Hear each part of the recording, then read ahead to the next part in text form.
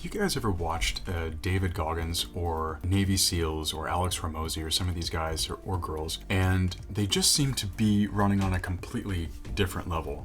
Their output's insane. Like Ramosi has this one quote where it's, if you find a really class A type person, it's not like they're 2x or 3x times as good as the next person. They're 10x, they're 100x, and it's hard to believe it until you actually see it. Meanwhile, if you're anything like me, you've had days where you get to the end of it and you go, I am so wiped. I've spent so much energy and I've been busy, I've been working. And yet when you actually look at your KPIs, you look at your numbers, like, did I really move the needle? Maybe some, but how in the world am I supposed to get to this level? And I always thought that there was some trick to it, right? Like, I've got to figure out like the study habits or the work habits or work ethic or strategy or whatever it is. And you can spend a ton of time consuming this. But I ended up realizing one thing, which is, I think what's going on is, yes, these people are powerful and have all sorts of skills. I think that they have the ability to turn off a superpower that regular folks have a hard time not having on all the time. Okay, so what do I mean by that? That superpower is time traveling. Okay, so let me explain where I'm coming from on this. And I learned this in the most visceral, painful, awful way possible. So this was back when I was in medical school. I was at Stanford, but not physically there. So I'm finishing up medical school at Stanford, but I was in the worst position of my entire life. I had just lost my job. I was overseas. I didn't know anyone. My student loans came due. I was dealing with a profoundly difficult personal issue. And I was at my rock bottom. And on top of all of this, the medical school came knocking and said, if you don't finish your 2 board exams within this period of time, you're not going to graduate. Now, normally when you take a board exam like this, what students will do is they'll send out text messages to their parents, their family, and it will say something like, hey, I love you. Just so you know, I'm not going to be responsive. I'm not going to be talking or texting to you for the next 8 weeks, because that's the kind of test that this is. It takes all of your concentration and work for 8 weeks and then take this thing at the end. Now, in medical school, very few people do these things back to back, which is what I had to do. I had to do these things back to back. So I'm having to go through all of this, and I didn't have 8 weeks for each one. I don't remember how much it was, maybe 6, so less time. And I'm dealing with the most difficult things you could possibly think of. No money, tons of stress, financial strain, everything. And the thing is, I realized that if I wanted to be a doctor, if I wanted to get my degree, there was no room for error. There wasn't any room to feel bad for myself or to spend any time thinking about this, ruminating about it, anything. I had to just execute every day. I had a timeline, and every single day was filled with something that had to be done. And if I didn't get that thing done, then I wasn't going to pass that question on the test. So if I deviated at all, my day is gone. And every temptation was there to deviate, right? To be worried and I'd watch my mind do this. And maybe you guys can relate, but something happens, something painful, or some fear starts to enter, and your mind immediately goes to, well, what if this? Well, what if that? But if this, then I do that. And you end up time traveling into the future, imagining some reality that hasn't really existed yet. And it's a protective mechanism. Your brain's trying to prepare for the worst. It's trying to help you out. But the problem is that you're not taking care of the present, and you're trying to fight a bunch of non-existent fires. So every day was a battle for me to keep coming back to the present, where I needed all of my energy and my focus. And if I didn't have it in the present moment, my life would be changed forever, and I'd lose a major opportunity, something that I'd worked for many years to get and paid a lot of money for. So long story short, I was able to get through it, and I was able to study the way that I needed to every day, and I ended up getting my degree. So it had a happy ending. But like, this ability to time travel, for a lot of people, it causes more problems than it solves. But it wasn't always this way.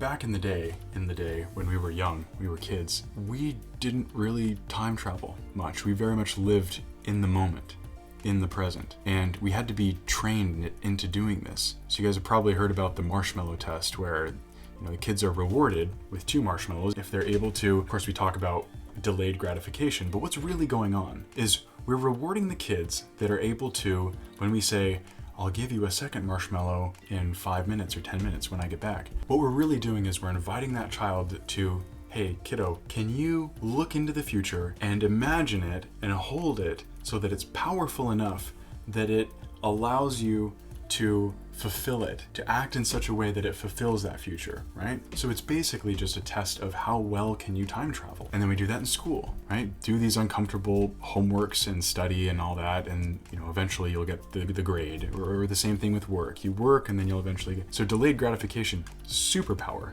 right? The ability to look into the future and plan ahead, it's amazing. The problem is that we're not taught how to turn it off. And so if you've heard of the story of King Midas, who I think he asked for the ability to turn anything into gold that he touched, and then he got his wish, but then literally everything that he touched turned into gold, including his daughter. And so it became more of a curse than a blessing. I think that's really where we're at with this time traveling thing. I think there's all sorts of good that can come from it.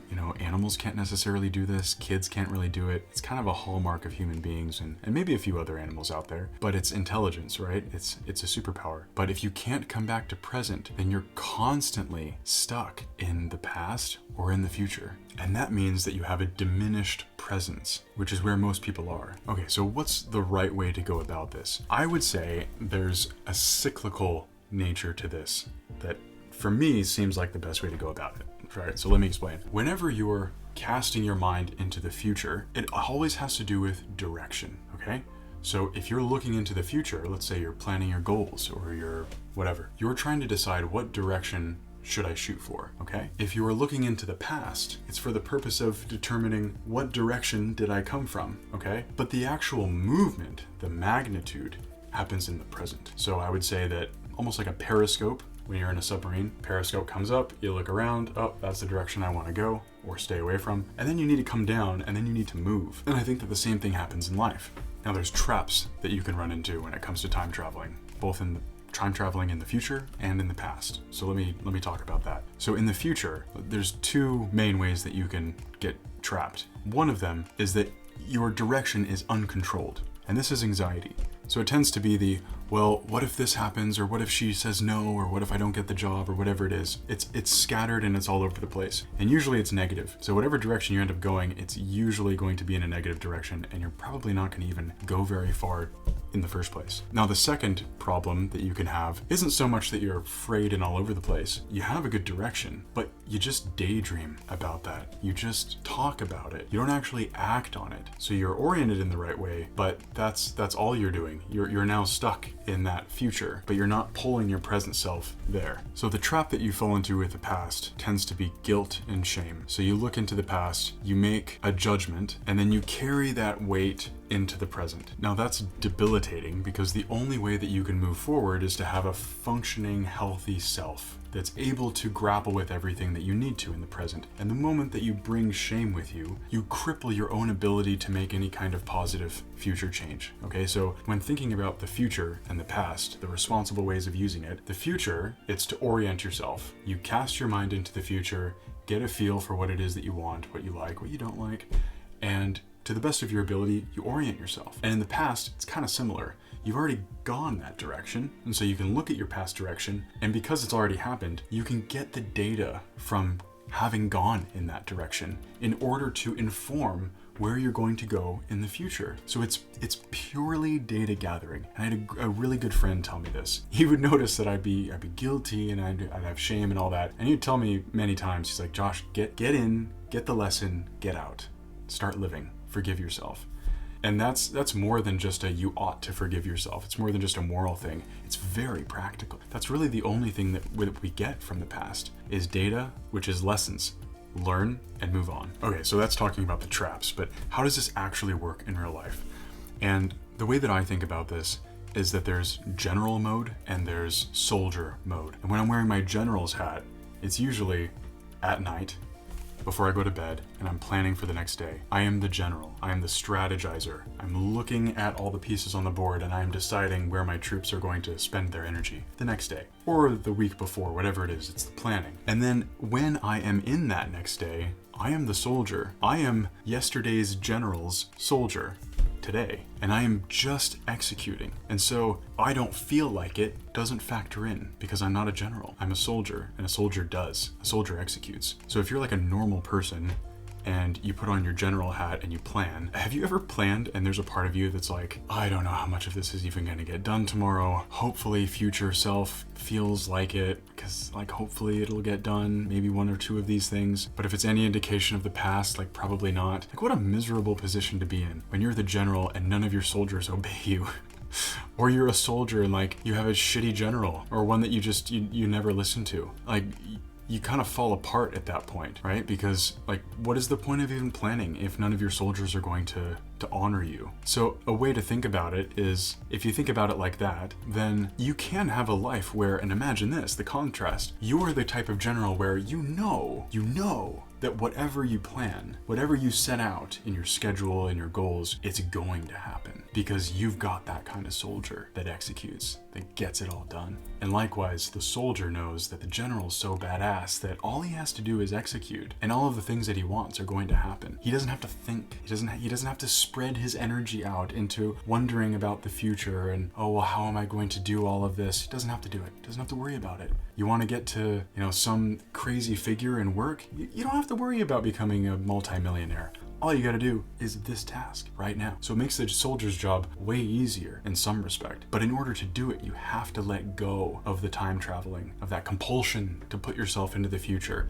and to worry and to wonder and second guess. Okay, so I wanted to give one more practical, real-world way that you can practice turning this off, and it's in physical exertion. Okay, so as a general rule, the harder that things are, the less time traveling is helpful, okay? Because the harder that things are, the more present that you need to be to get through that experience, to execute. And usually when things are hard, you don't need to simultaneously plan. You need to decide and then execute. So when you're working out, right? I used to be a personal trainer, and so I would watch this, not realizing at the time that I had this framework, but I'd watch people and talk with them, and they would actively be going through some exercise, repping it out, and they'd get to 7, 8, and I could see that they were thinking, oh, but can I really get to 20? Am I capable of that? Oh, 10, oh, I think I'm done, right? And then when they get to that level, as their trainer, I would say things that they would hate. Like, do one more. Can you do one more? Well, one more. I could probably do one more. And then they'd do one more. And then they'd stop. And I go, can you do one more? But you just said, oh, fine, I'll do one more. And they would do one more. And we would just focus on that until eventually they got to a point where it was, no, I can't even do one more. And then I would push and I would say, just one more. And usually they could do it. And all that to say that it's a perfect example of, if you look into the future and if you try to eat the whole whale at once, you can't. It has to be done one bite at a time. If you look at the whole mountain and the mental task you give yourself is, can I climb that entire thing? You're making your life so much harder. It doesn't need to be that hard. It doesn't need to be that complicated, because you don't have to climb the mountain. You never have to climb the mountain. You only have to take one step. And I learned that when I was a kid. In Scouts, we had this Scout master who was cracked. I mean, well, that's how most people say. He's a great guy and taught so many great lessons to us Scouts, but he would take us on these grueling backpacking trips that were like 50 miles. And some of us were like 12 years old carrying 50-pound packs on our backs. Like, our bodies were not used to that kind of punishment. And anyway, we'd get to a point where like we were reaching our breaking point just about every time. Like, it was very difficult. And that's when I started to learn that actually it's torture to keep your mind that open while you need to execute in that moment. And so I began to sort of shrink my attention down, just one step. Okay, so hopefully some of those points landed. I think the main takeaway here is that if you can bring yourself back to the present, either from the past or from the future, bring yourself to present. It's not like things become marginally easier or you become a little bit more capable. I think this is where you can 5, 10, 20, 50, 100x, because you are insanely powerful. You're potent. It's like the difference between having a flat surface kind of hitting something and having the blade of a knife. Like, you'll go so much further if you're able to concentrate yourself and then apply yourself. And I know that's something that I found.